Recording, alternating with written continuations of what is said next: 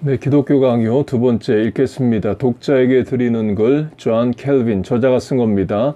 내가 이 책의 초판을 내놓았을 때 주님께서 무한한 은혜로 그와 같은 성공을 거두게 하실 줄은 전혀 예상치 못했다. 그래서 흔히 대수롭지 않은 소책자를 쓸 때처럼 그 대부분의 문제를 개략적으로 다루었다. 그러나 수많은 경건한 사람들로부터 내가 전혀 바라지도 않았고 상상조차 하지 않았던 호평을 받게 될 것을 알고서 분에 넘치는 찬사를 받고 있다는 것을 깊이 깨닫게 되었다. 따라서 나는 내가 더 분발하도록 격려해 주신 여러분들의 열렬한 평가에 대하여 최선을 다해 미력이 남아 보답하도록 노력하지 않는다면 그것은 가장 큰 배은망덕이라 생각한다. 나는 이것을 제 2판에서 시도하였을 뿐만 아니라 그 후 판이 거듭될 때마다 다소간 증보했다. 그러나 내가 이 일에 기울인 노력에 대해 후회해 본 적이 없지만 지금 나오게 된 이 순서로 배열되기까지 나는 결코 만족하지 않았다. 이제 나는 내가 증보하여 내어놓는 것에 대해 독자 여러분이 기꺼이 인정해 주리라고 믿는 바이다.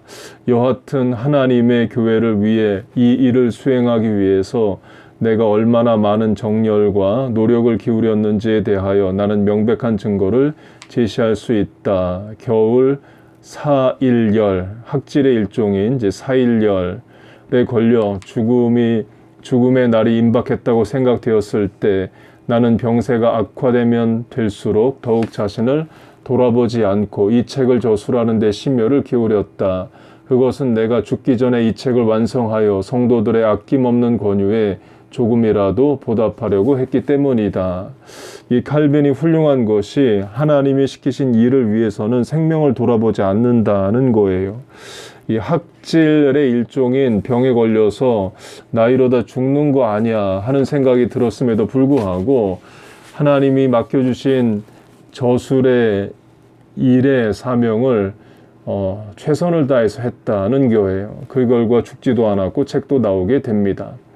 나는 이 책이 보다 빨리 나왔으면 했는데 그러나 이것이 제대로 된 것이라면 아마 빨리 나온 것이라고 할 수도 있을 것이다. 더욱이 본서가 하나님의 교회에 이전보다 더 많은 유익을 주었다면 그것은 적절한 시기에 출판되었다고 생각한다.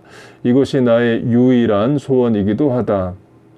만일 내가 하나님의 동의만으로 만족하지 않고 또 무지한 자들의 어리석고 완고한 판단, 행악자들의 비방과 훼손을 모두 경시해 버리지 않았다면 아마 나는 내가 한 일에 대해 참으로 불행한 보상을 받아야 할 것이다. 하나님은 나의 마음이 정열로 차고 넘치게 하셔서 하나님의 나라를 확장하고 공익을 증진시키는 일을 하게 하셨다. 그리고 내가 교회에서 교사의 직책을 맡은 이후 순수한 경건의 교리를 보존하여 교회를 유익하게 하는 것 외에 어떤 다른 의도도 없었다는 사실에 대해서 나는 양심적으로 떳떳할 뿐만 아니라 하나님과 또 천사도 증인이 되어 주실 것이다. 그러나 나처럼 많은 터무니없는 비난으로 공격을 받고 상처를 입은 사람도 없을 것이다. 이 하나님의 일에 이런 감수해야 될 일이 있습니다. 옳은 일을 한다고 해서 늘 바른 말을 듣고 칭찬받는 게 아닙니다. 모세도 마찬가지죠. 하나님이 시키신 일, 출애굽을 한다고 해서 이스라엘 백성들이 다 칭찬해주고 협력한 게 아닙니다. 출애굽을 이미 하고 나서도 고라 자손의 무리가 말하듯이 모세를 대적하고 돌을 들어 치려한지라 라고 말하는 장면도 나옵니다. 곧 하나님이 시키신 일이라고 해서 절대로 쉽지 않아요. 어려운 일이 있습니다. 그러나 그걸 감당할 때 하나님 도우시고 힘주시고 도울 사람 붙이시고 상급을 주시는 거죠. 칼빈이 종교개혁 2세대로 그 위대하고 훌륭한 일을 함에도 불구하고 많은 터무니없는 비난과 공격을 받고 상처를 입었다고 말합니다. 얼마나 속상하면 책에다가 이렇게 쓰겠어요. 그러나 그 어려운 일을 능히 감당했기 때문에 오늘날의 칼빈이 있고 또 칼빈으로 말미암는 개혁교회 장로교회 전통이 지금도 있는 거죠. 특별히 교회를 하면서 구역장 기관장으로 일할 때에 억울한 말 속상할 말 듣는 것은 기본입니다. 아무 일도 안 하면 아무 말도 안 듣습니다. 그러나 하나님의 일을 하기에 마귀의 공격도 있고 억울한 말도 듣는 거예요. 그걸 인내하고 끝까지 사명 감당하는지 하나님 보고자 하시고 그 일을 행할 때에 하나님이 갚으시고 보상을 하십니다. 이 머리말이 인쇄에 붙여졌을 무렵 나는 내게 대한 이상한 소문을 듣게 되었다. 그것은 다름이 아니라 의회가 개최되고 아우구스부르그에서 내가 교황 제도로 변절하였다는 소문이 나돌고 있다는 것과 또 쑥스럽게도 그 소문이 왕후들의 궁정에서 열광적으로 받아들여졌다는 것이다. 이 거짓말이 돌고 또 사람들이 거짓말을 믿었다는 거예요. 이 칼빈이 일일이 변명을 할 수도 없죠. 누가 어디서 어떻게 칼빈에 대해 오해하는지 모르지만 또 얼마나 속상했으면 또 이걸 책의 서문에다가 쓰겠어요. 내가 지조가 굳은 사람이라는 증거를 많이 알고 있던 사람들에게는 그것이 오히려 감사한 일이다. 이러한 증거들은 그러한 비열한 비방을 제거할 뿐만 아니라 공정하여 자비로운 모든 판단자 앞에서 마땅히 그 비방으로부터 보호해 주었다. 그러나 사탄이 비루한 거짓말로 나를 누르며 그런 모욕을 통해 나를 한층 더 약하게 하며 나태하게 만들 수 있다고 생각한다면 그것은 곧 자기와 그의 모든 무리들과 함께 자신들을 속이는 일이 될 것이다.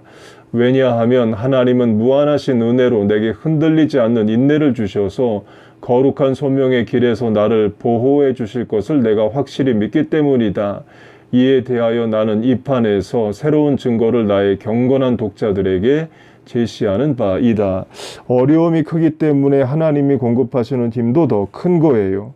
칼빈은 무한한 은혜, 무한하신 은혜로 내게 흔들리지 않는 인내를 주신다 말합니다. 여러분, 그래서 어려움이 찾아오면 감당하자, 이기자, 끝까지 사명 완수하자, 그렇게 작정하시고 그렇게 할 때에 하나님이 다 갚으시고 상을 주십니다. 본서에서 내가 목적한 것은 신학을 공부하는 사람들로 하여금 하나님의 말씀을 읽을 수 있도록 준비시키고 가르쳐서 그들이 하나님의 말씀에 쉽게 접근하며 아무 장애 없이 그 말씀 안에서 생의 걸음을 걸어 나갈 수 있게 하려는 것이다. 나는 이 책의 모든 부분에서 기독교의 개요를 개진하였고 또한 그러한 순서대로 그것을 배열하였으며 누구든지 그것을 바르게 파악하기만 하면 성경 연구의 기본적인 목적이 무엇이며 성경에 포함된 내용을 어떤 목표에 귀착시켜야 하는가를 결정짓는 데 어떠한 곤란도 당하지 않을 것이라고 생각한다.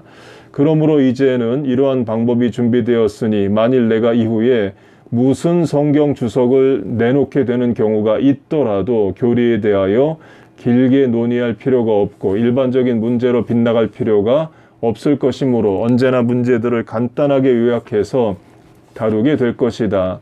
만일 필수적인 도구로서 본서가 주는 지식을 지니기만 한다면 이 방법은 경건한 독자들을 많은 난간과 지리함에서 벗어나게 할 것이다. 그러나 이 교수의 계획이 나의 모든 주석에서 아주 명백히 드러나 있기 때문에 지금 나는 그것을 말로써 설명하는 것보다는 차라리 본서 자체가 그 목적을 알려주기를 바란다.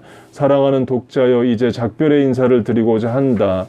만일 여러분이 나의 이 노력의 작품에 대해 어떤 유익이라도 얻게 된다면 우리 아버지 하나님께서 드리는 여러분의 기도로 나를 도와주기를 바란다. 1559년 8월 1일 제네바에서 기독교 강요, 역사, 저장, 목적, 사상적 배경. 니콜라스 코프의 파리 대학 총작 취임 연설문 사건으로 칼빈은 1534년 1월 방랑의 길에 오르지 않을 수 없게 되었다. 그는 친구 루이스 디 틸레트가 살고 있는 앙골름, 종교개혁자 옹호자로 유명했던 마르그리트 공작 부인이 있는 내락, 고향인 노용, 그리고 스트라스부르크를 전전하다가 마침내 1531년 1월 바젤로 오게 되었다. 네, 칼빈의 고향이 노용인데요. 제 전에 프랑스 노용에 가본 적이 있습니다. 칼빈 다녔던 성당도 가봤고 이 칼빈 살았던 집도 가봤는데요. 특이한 것은 그 칼빈이 그 프랑스 노용에서 태어났는데 노용의 개혁교회, 칼빈주의 교회가 하나도 없다는 거예요. 그 동네 사람들은 다 카톨릭 아니면 무신론자입니다. 칼빈처럼 위대한 신앙의 인물이 종교개혁가가 있었던 마을에 개신교회가 하나도 없다는 안타까운 사실입니다. 칼빈은 같은 신앙을 가진 형제 자매들이 잔인하게 박해받는 것을 차마 그대로 볼 수가 없었다. 이 박해는 카톨릭이 하는 박해죠. 그래서 저들을 변호하기 위해서 그는 고색이 창연한 이 조용한 바젤시에서 붓을 들기 시작하였다. 그것이 바로 그리스도교 사상 가장 위대한 기독교 강요가 되었다. 이 책은 1536년에 4월에 기독교 강요, 라틴어로 바젤에서 출판되었다. 칼빈의 나이 26세였다. 이 책은 그리스도교 문헌 중 가장 귀중하고 영원히 남아야 할 책으로 지적이며 영적인 깊이와 능력을 소유한 조숙한 천재의 걸작이었다. 그리고 신교의 사상을 세계적으로 만든 것은 루터의 저서보다 칼빈의 이 강요가 아닐 수 없다. 그러니까 루터도 많은 저서를 남겼고 칼빈도 많은 저서를 남겼습니다. 루터는 1세대로 수고했고 26년 뒤에 태어난 칼빈은 칼빈대로 수고를 한 거예요. 기독교 강요가 나오자 세계는 깜짝 놀랐다. 그리고 칼빈은 즉시 복음주의 신앙의 챔피언들 중에서 최상위를 차지하게 되었다. 개혁파 교회의 아리스토텔레스이며 토마스 아퀴나스라는 별명을 붙이는 사람들까지도 생기게 되었다. 곧 칼빈에게 글을 잘 쓰는 실력이 있었고 하나님이 그걸 사용하십니다. 사도 바울도 마찬가지죠. 사도 바울도 글을 쓰는 실력이 있었어요. 그래서 신약성경 26권 중에서 13권을 사도 바울이 쓰게 됩니다. 로마 교회는 이 책의 위험성을 인정하였는지 이단자의 코란이니 탈무드니 하여 즉시 맹렬한 공격을 퍼부었고 파리나 다른 지역에서는 태워버리는 사태까지 벌어졌다. 그러한가 하면 그들 중에는 그 공적의 찬사를 아낌없이 보내는 사람들이 상당수에 이르기도 하였다. 한편 복음주의자들은 기독교 강요의 출현을 열광적으로 환영하며 사도시대 이후 가장 명석하고 가장 논리적이며 가장 확신에 넘치는 기독교 교리의 변호라고 예찬하였다. 이러한 찬사는 비단 정통적인 신교들뿐만 아니라 튜빙겐 학파의 창설자 바우르도 그 독창성과 개념의 정통성, 조직적인 일관성, 그리고 명석한 방법론에 있어서 높이 평가되어야 할 참된 고전이라고 칼빈 강요를 찬양하였던 것이다. 26세의 나이에 자기의 종교적 확신과 정치적 확신을 개통 있게 조직하여 이것을 세계에 제공하고 여러 가지 근본 문제를 대담하게 해결한 것이야말로 경이가 아닐 수 없다. 더욱 놀라운 것은 이 책이 23년 동안 끊임없이 칼빈에 의해서 개정되어 방대한 저서가 되었음에도 불구하고 신앙과 사상의 내용에 있어서는 1536년의 제1판과 1559년의 결정판 사이에 조금도 중대한 차이를 볼 수 없다는 점이었다. 제가 프린스턴 신학교에서 석사학위 할 때에 그 논문은 아니고 그 칼빈 가르쳤던 교수와 상담이랄까 대화를 한 적이 있었는데 그 백인 교수가 하는 일이 뭐였냐면 칼빈이 23년 동안 기독교 강요를 쓰고 고치고 합니다. 프랑스어로도 썼다가 라틴어로 썼다가 하는데 그 중간에 프랑스어로 쓴 것, 그러니까 16세기 프랑스어로 쓴 칼빈의 기독교 강요를 연구하는 일을 이 교수가 했어요. 참 훌륭한 일을 했었습니다. 23년 동안 분투와 연구와 경험을 통하여 그의 지혜가 풍부해지고 성경에 관한 지식이 깊어졌지만 그러나 처음의 확신과 사상을 변경할 필요가 그에게 전혀 없었던 것이다. 일관성이 있었다는 거죠. 성경도 마찬가지입니다. 구약 성경이 오랜 기간 쓰여지고 여러 저자와 여러 장르에 의해서 여러 주제에 의해서 쓰여지지만 일관성이 있죠. 메시아를 보내주신다. 그 일관성을 성경도 가지고 있습니다. 이것은 그가 처음부터 성경에 철저하게 충실했으며 성경의 진리를 그대로 믿고 자기 발명이나 자기 사상에 의존하지 않았다는 것을 의미한다. 그러므로 우리가 기독교 강요를 읽을 때 즉시 발견하게 되는 것은 하나님의 위엄에 대한 심원에 대한 의식, 하나님의 말씀에 대한 존경심, 그리고 저자의 특징이었던 충실한 해석과 조직화를 위한 세심한 관심 등을 보게 되는 것이다. 이 책이 유럽의 종교개혁에 미친 영향이야말로 지대한 것이었다.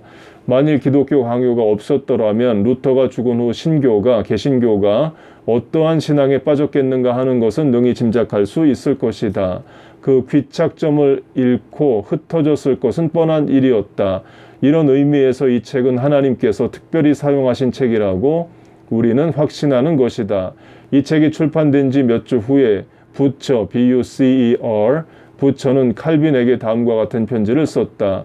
주님께서는 분명히 귀하를 그의 종으로 택하셔서 가장 부유한 은혜를 교회에게 전달하도록 하셨습니다.